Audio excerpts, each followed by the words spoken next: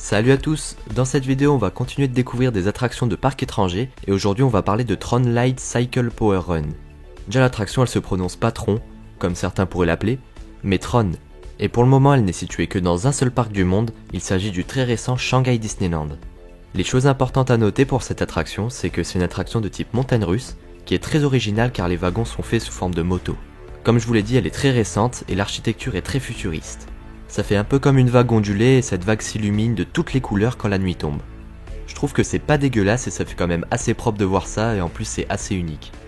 Faut savoir aussi qu'à Shanghai il n'y a pas de Space Mountain et c'est donc Tron qui le remplace entre guillemets dans la partie Tomorrowland, qui est le land futuriste du parc. Maintenant je vais vous parler du ride en lui-même. Il y a une partie extérieure et une partie intérieure. Rien qu'à voir la file d'attente et l'embarcation, on a vraiment la sensation que tout est clean et l'ambiance futuriste se fait ressentir. Une fois qu'on a embarqué, au départ il y a une montée de vitesse de presque 100 km/h, un peu comme dans le Rock'n'Roller Coaster. On passe tout d'abord dans la partie extérieure en longeant la vague, puis on rentre à l'intérieur, et là on se croirait un peu comme dans un jeu vidéo.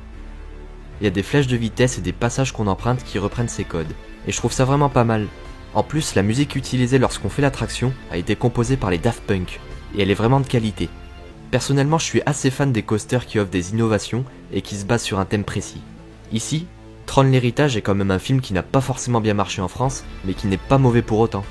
En tout cas, cette attraction a eu un énorme succès à Shanghai depuis son ouverture en juin 2016, et Disney a récemment annoncé qu'elle serait construite en Floride en 2021, donc pour les 50 ans de Walt Disney World.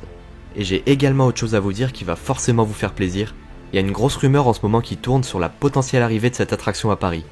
Oui, j'ai bien dit à Paris. En effet, Disneyland Paris a demandé au constructeur de l'attraction appelée Vekoma un devis en vue de construire une nouvelle attraction.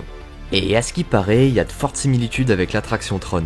Après elle sera peut-être thématisée en Marvel pour être plus cohérente avec les studios si elle devait y être, car faut pas oublier que Disney mise beaucoup sur la refonte des studios en super-héros, notamment avec des événements tels que le futur été Marvel ou la potentielle Tour de la Terreur en Gardien de la Galaxie. Quoi qu'il en soit, c'est une excellente nouvelle car on n'a pas une nouvelle attraction depuis Ratatouille et les gens commençaient vraiment à en avoir marre, surtout quand ils voyaient les projets des autres parcs comme la Floride ou le Japon, qui était énormissime.